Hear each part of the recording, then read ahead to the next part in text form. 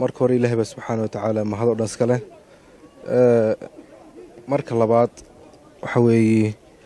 waxaan marka hore mahad celinayaa dalka imaaraadka oo markii hore nagu marti qaaday tartan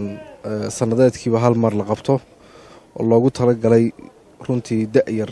wixii ka yar 25 sano inay ku tartamaan quraanka ilaahay subxaanahu wa tacaala kalaamkiisa muddo hadda wuxuu socday 22 sano ah 22 sano muddooyinkii ugu dambeeyay wuxuu tartanku saameyn jiray hadba siyaasadaha iyo kulba dhacdooyinka waddanka ka taagan ama bariga dhexe ha noqoto ama caalami dhamaantii dunida oo dhan ha noqoto kulba meesha ay wax ka taagan yihiin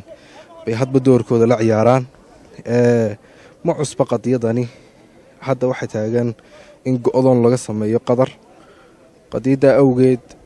baa waxa dhacday tartankii wuxuu bilaamay Allahumma salli ala Muhammad wuxuu bilaamay bishii maalintii isniintii dhaweed isniintii ka horeysay oo noqonaysa taqriiban Ramadaan 6deedii meelahaas buu bilaamay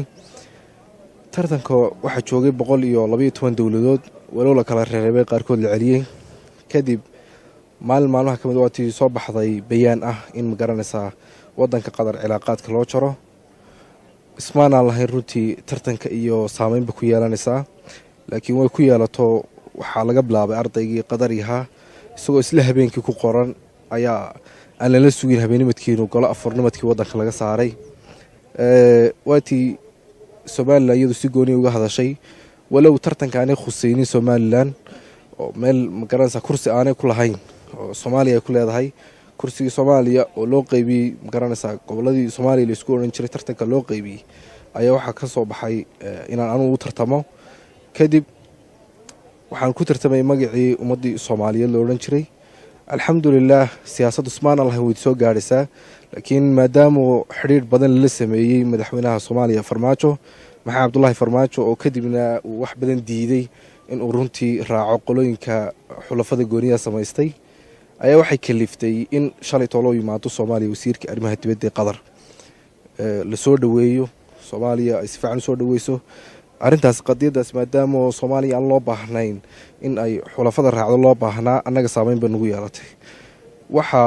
koleyba halka nagu ikraamay dadka Soomaalida degan habeenkii tartanka galayeen aad bay iskaga soo buuxiyeen walow runtii aanan ku arkin meesha safaaradda Soomaaliya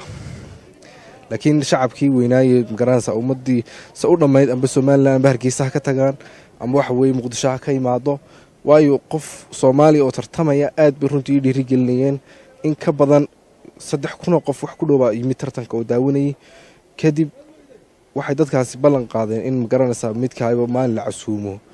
Soomaalida waxaan ku tartamaynay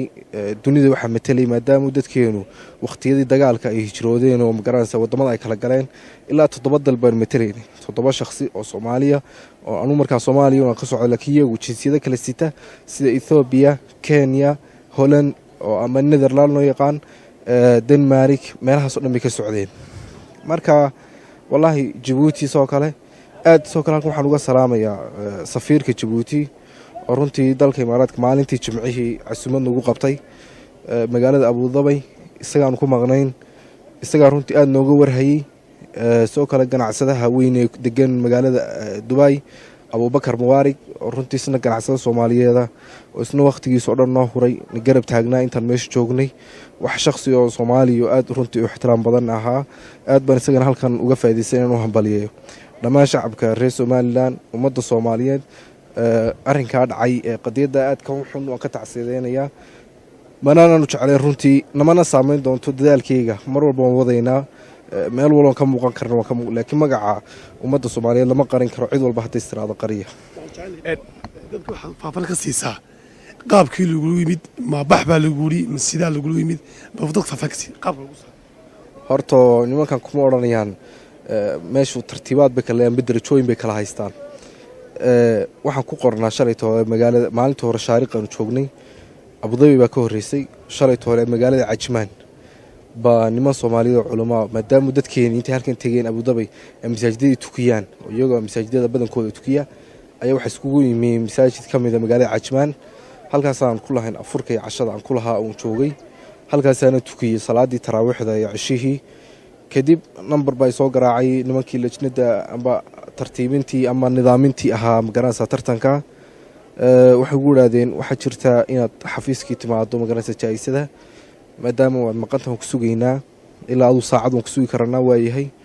waan imi funduqii amba hodheelkii aan ka deganin magaalada kadib waxay ii soo bandhigeen in ay diyaaraddu buuxdo oo dadkuna ay hadda ciidii ay noqonayso dadkii wada noqonayaan sida awgeedna ay mustaxim noqon doonto diyaaraddu in heli doono marka ana qadiyada waan ka diido waxaan ku maadaama uu tigirhkii uu go-naa kursiga lama buuxin karo diyaaradda inuu tigirhkiisu u go-an yahay aduu qadiyadiisa u socoto markaa dad badan baa nala fadhiyey si gooniyaan isku raacnay waxay idhahdeen madaxweynaha waddanku lama ogola in magaranaysaay aad sii joogto marka waxay noqon doontaa inaad aduu iska socoto tigirhkaagu go-an yahayba xataa la tashi ma yaalo tigirhkaagu go-an yahay waan dhamaynay waxaagii o dhan waan dhamaynay shahaadooyinkaaga waxaaga waa dhamaynay airboortka ku yaalaan calal aqal intaad waddanka kaga bixi karto oo ah 20 daqiiq wax ku dhow gaarigiina waa ku taagan yahay alaabtaa soo qaado anugu khiyaarkaasaan ku dhigana waana arrin runtii naga culus annaga waanu jecleen nala joogto laakiin waa arrin naga culus oo xagga sare nagaga yimi runtii tartanka waxaa maamula la taliyaha madaxweynaha Dubai ra'iisul wasaaraha la taliyihiisa maamula tartanka madaxweynuhuna uu magaranaysa u fangaraya tartanka marka hadba siyaasadii maadaama la is haysto tartanka nin walba calankiisa hor yaala maxay Soomaaliya meesha ugu soo muuqanaysaa waxay soo dhaweyd natiijadii oo maanta tartanku dhamaanaya maanta salaada maqrib caaw 12 ku dhamaanaya tartanku kadib habeen dambe waxa la sugaya natiijada habeenka jimcaha la sheegay natiijada waxaan ku maxaan xafladda uga qayb galay natiijadaadii waa la shaaciyay natiijadaadii waa la dhijiyay marka Allahumma salli ala Muhammad kulli uma baahnin hatta in magaranaysa madaxweynuhu ma ogola wali amriguna ma ogola in magaranaysa natiijada si wadaan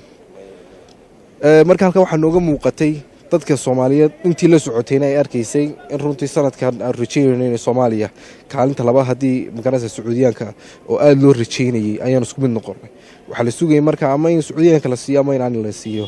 mana runtii natiijadiina leelama sugin alxamdulillah saataan ka nabad imi aad baan runtii Ilaahay subhanahu waxaan doonayaa magacaygu waa Xasan Maalidar waxaan ka socdaa telefishinka RTN waxaan doonayaa inaad laba arrimood dadka u cadayso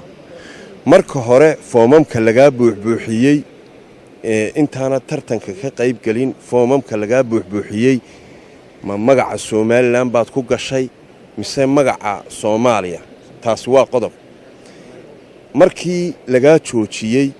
ee lagu soo celiyay lagu yiri madaxweynuhu ma ogola miyaanad sheegin inaad adigu ka socoto Soomaaliland sida aynu la wada soconno waxay taageertay mowqifka Imaaraadka iyo Sacuudigu ay xiriirka ugu gooyeen dawladda Qatar marka miyaanad cabashadaada gudbin oo aanad oran anigu waxaan ka socdaa Soomaaliland labada arrimood bal u cadeed waxa weeye horta asliyan anigu inaan ka soo jeedo reer Soomaaliland wala iska wada garanay dadkuna wada arkayeen laakiin maadaama foonka meesha wuxuu dhan lagu buuxinayo magaranaysaa dawladii Soomaaliya loo oran jiray waxa weeye qadiyada meesha taalo waxa weeye Soomaaliland ganacsi iyo hawlay ula xiriiray Imaaraadka laakiin tacliintii wixii oo dhan waxa weeye Imaaraadkii waxa Soomaaliya nagu ogyihiin marka qadiyada ma dhiiban kartid dood ah Soomaaliland ma ka socdaa iyo halkan ka socdaa Chinese time laguma siinayba waayo dood way soo xirantay may dooneen qadiyada magaca Soomaaliyeed awalun baa lagu soo eriyay manay dooneen magaranaysaa inaan dood la furto aan iraado magaranaysaa Soomaaliland ma ka socdaa iyo halkan ka socdaa aan iraado time kan ma furnayn doodaas amarku ma la soo bixiyay waayahay marka horena foomkaad buuxisay ma magaca Soomaaliyaad ku buuxisay mise Soomaaliland intaana tartanka ka qayb galin tartankay taaran ka qayb galin meesha waxa la rabaa magaca Soomaaliya la rabaa soo fahmin Soomaaliland kursi kamaan hel laakiin waan rajeynaa waxay wasaaradda inta u qaafto inta Imaaraadka waxa way waxyaabaha laga bedelnaa ka mid noqoto in Soomaaliland kursigeeda ka hesho tartanka wala kamaan helin Janiska laakiin waxaan nalagu qasbay inaan la tartanno ardayda Soomaaliyeed saan booskiga uga soo ciriirsano waan ka soo helnay booskiga aan ku ciriirsanay وحاجة وجودن بين إسماعيل أو سومال لما درشان كسوة كده ما أنت هرجسدنا لا شوكتها صنقت كاي كدب إن حكومة السومال لما واحد يدري ما لا سميس وهي حكومة ظهر وعن كان ويتاجرته وإمارات كودا ما يتاجرته بكوشرتها هذا سمح يتفرين تاو درسها وجودن بين هرتا هذا واحد فرينه عنان مش مطالو وحلي هون شعب يمدحوينها جمهورية السومال أحمد محمد سيلانيو إن أي رنتي فريق كعان ترين